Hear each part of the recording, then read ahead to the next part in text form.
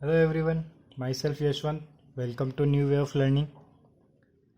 Students, इस video में हम क्या डिस्कस करने वाले हैं? तो इस वीडियो में हम डिस्कस करेंगे स्टेट गवर्नमेंट के थर्ड ऑर्गन जुडिशियरी का पार्ट हाई कोर्ट. ठीक है, हाई कोर्ट उच्च न्यायालय हम इस चैप्टर में पढ़ने वाले हैं. लास्ट टॉपिक है इस वीडियो का, इस चैप्टर का हमारे लास्ट टॉपिक है हाई कोर्ट. चलिए तो हम डिस्कस करते हैं हाई कोर्ट के बारे में. तो आपने स्टार्टिंग में इस चैप्टर इसका थोड़ा रिव्यू लिया था, इसको थोड़ा सा समझा था कि भाई आर्टिकल 214 में क्या लिखा हुआ है कि हर स्टेट में एक हाई कोर्ट होना चाहिए. Every state has its high court. Okay, इसके बाद में हमने डिस्कस किया था कि भाई जो स्टार्टिंग में हाई कोर्ट कहाँ इस्टेब्लिश किए गए थे. स्टार्टिंग में हाई कोर्ट इस्टेब्लिश किए गए थे कलकत्ता, बॉम्बे, मद्रास में 1862 में. फिर 1866 में इलाहाबाद में भी इस्टेब्लिश किया गया था. ठीक है, और एट प्रेजेंट टाइम की अगर बात करें तो हमारे देश में ऑल ओवर इंडिया में 24 हाई कोर्ट्स हैं. ठीक है, चलिए इसके बाद में हमने पढ़ा था कि जो हाई कोर्ट का फॉर्मेशन होगा वो कैसे होगा कि भाई हाई कोर्ट में एक तो चीफ जस्टिस होगा और दूसरे जज होंगे जिनको अपॉइंट किया जाएगा प्रेसिडेंट के द्वारा. फिर हमने पढ़ा था कि भाई अपॉइंटमेंट जो होंगे जजेस के वो कैसे होंगे. तो अपॉइंटमेंट जो होते हैं जजेस के, अपॉइंट कौन करता है? उनको प्रेसिडेंट करता है. जज को अपॉइंट कौन करता है? हाई कोर्ट के जज को अपॉइंट करता है प्रेसिडेंट, लेकिन वो एडवाइस लेता है. प्रेसिडेंट क्या करता है? राय लेता है. किसकी राय लेता है? तो देखो, जब वो चीफ जस्टिस का अपॉइंट करेगा ना बेटा, तब वो राय लेगा किसकी? Chief justice of supreme court, governor और कोलिजियम सिस्टम की. हाई कोर्ट के चीफ जस्टिस का अपॉइंटमेंट करते समय वो chief justice of supreme court, governor और कोलिजियम सिस्टम की एडवाइस लेगा. और जब वो अदर जजेस को अपॉइंट करेगा तब वो किसकी एडवाइस लेगा? Chief justice of high court and supreme court, यानी हाई कोर्ट और सुप्रीम कोर्ट दोनों के चीफ जस्टिस और गवर्नर की एडवाइस लेगा. ठीक है, चलिए अब बात करते हैं. अपॉइंटमेंट हो गया. अपॉइंटमेंट के बाद में क्या होता है? शपथ लेनी होती है ना भाई. शपथ तो लेनी पड़ेगी ना जज को. तो जो शपथ लेती है, शपथ किसके सामने लेते हैं? वो गवर्नर के सामने लेते हैं.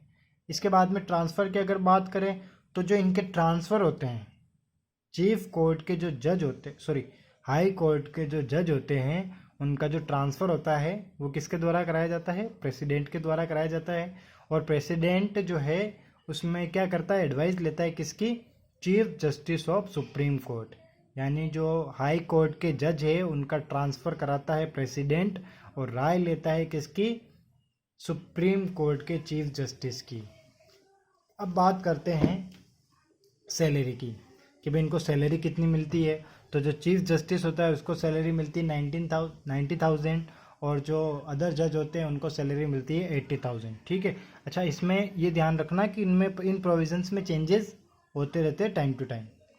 अब बात करते हैं क्वालिफिकेशन की कि भाई जो जज बनना चाह रहा है हाई कोर्ट का जो जज होता है उसमें क्या क्वालिफिकेशन होनी चाहिए?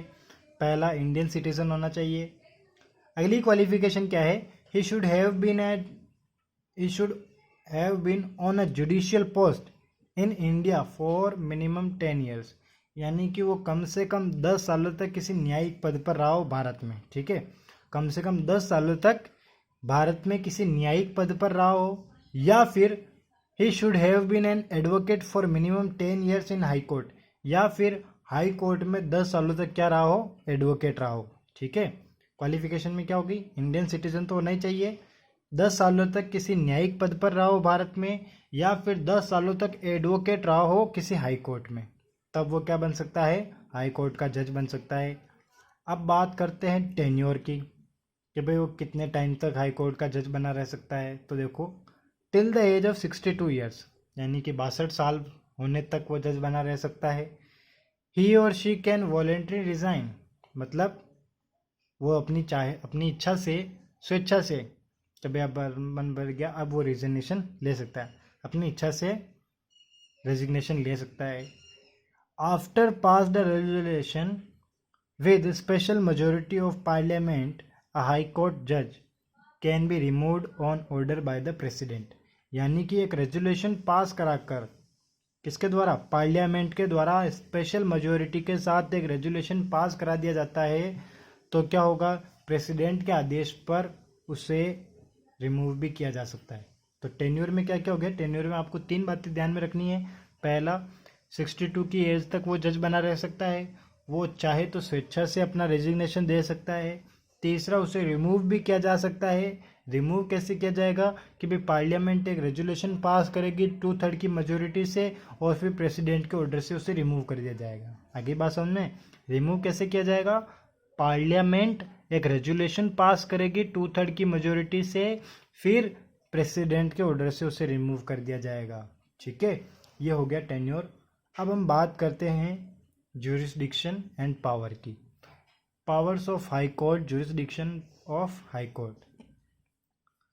तो ज्यूरिसडिक्शन में देखो, पहला ज्यूरिसडिक्शन हम पढ़ेंगे ओरिजिनल ज्यूरिसडिक्शन।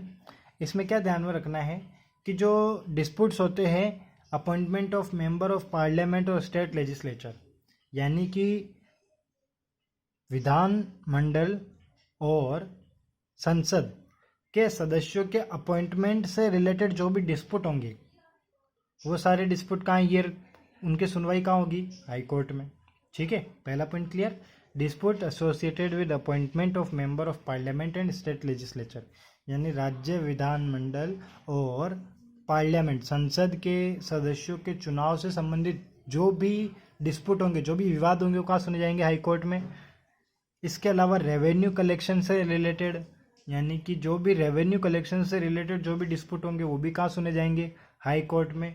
इसके अलावा जो दूसरे केसेस होते हैं, marriage law, company law, divorce के, इस टाइप के केसेस, वो भी कहाँ सुने जा सकते हैं? हाई कोर्ट में। ठीक है, तो ये तो ओरिजिनल ज्यूरिसडिक्शन में आ गया। इसके अलावा नेक्स्ट हम बात करते हैं राइट टू इशू रिस्ट की। तो रिस्ट के बारे में यहाँ पर क्या होता है, हाई कोर्ट का पावर थोड़ा सा बढ़ जाता है। ठीक है, थोड़ा सा बढ़ जाता है। कैसे?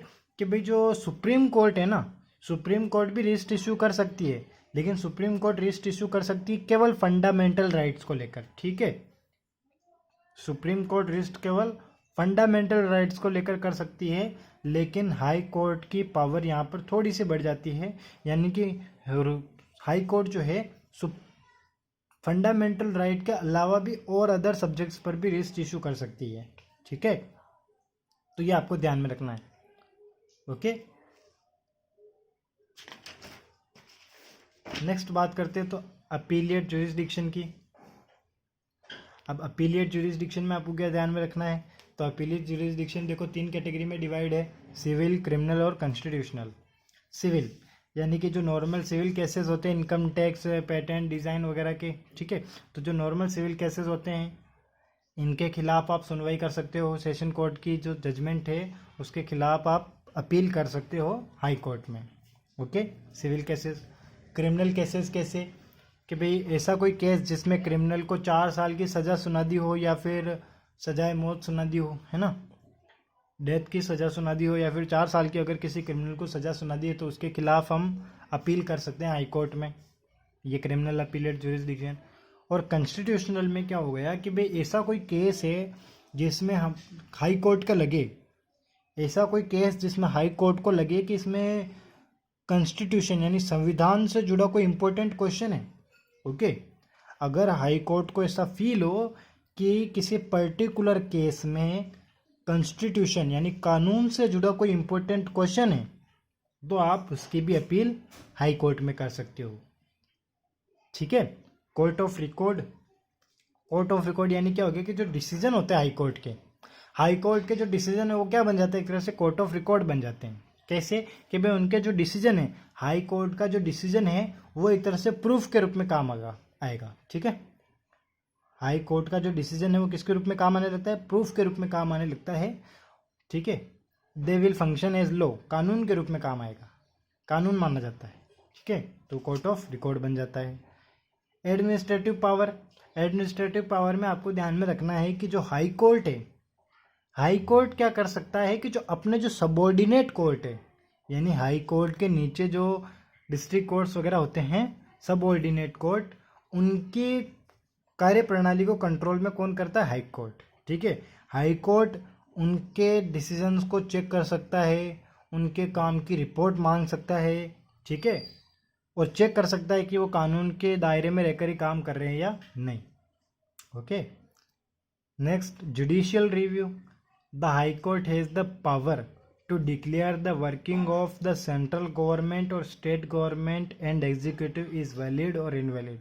यानी हाई कोर्ट के पास ये पावर है कि वो केंद्र सरकार और राज्य सरकार और कार्यपालिका के कार्यों को वैलिड और इनवैलिड घोषित कर सकती है। ठीक है, यानी अगर वो कोई गलत काम करे तो हाई कोर्ट उनको इनवैलिड घोषित कर सकता है।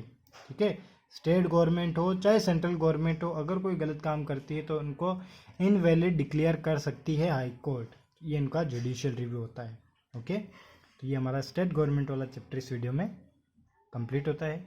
मिलते हैं नेक्स्ट वीडियो में एक न्यू चैप्टर के साथ।